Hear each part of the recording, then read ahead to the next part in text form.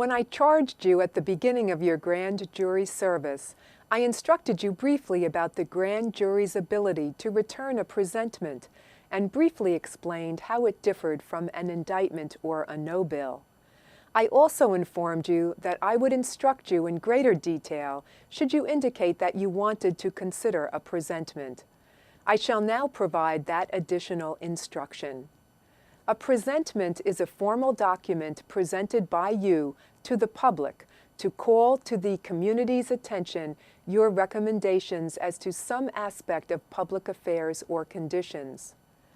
The grand jury is an independent investigative body that represents the public and may therefore inquire into matters affecting community morals, health, safety, and general welfare. In this connection, you may inspect and visit public institutions, agencies, buildings, and departments. If you find unsatisfactory conditions that are of such importance that they should be brought to the attention of the public and the officials concerned, you may return a presentment for that purpose.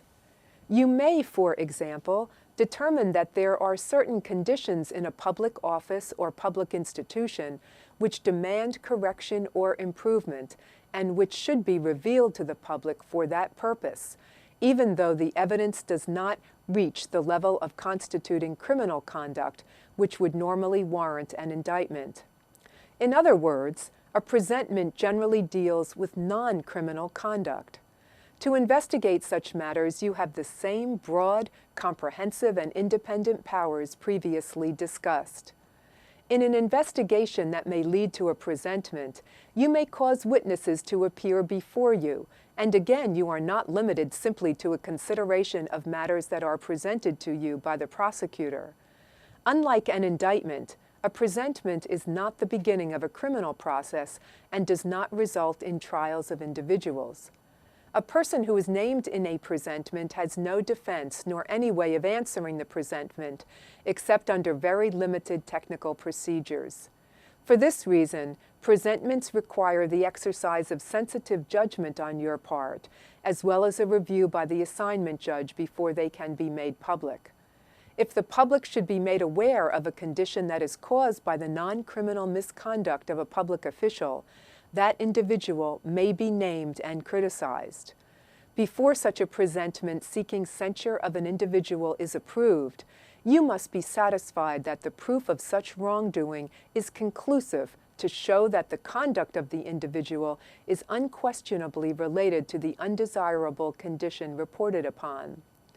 Criticism of a public official is allowable only where it is closely associated with the need to draw critical attention to the undesirable public condition.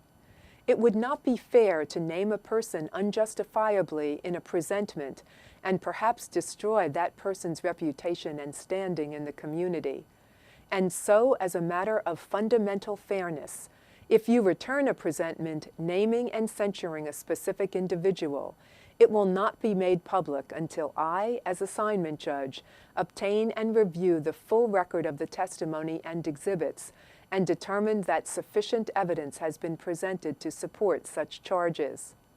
If the assignment judge determines that the presentment is proper, it will be filed with the clerk of the court and disclosed to the public. Please be aware that the secrecy provisions relating to your service as a grand juror also prevent you from disclosing any matters relating to a presentment.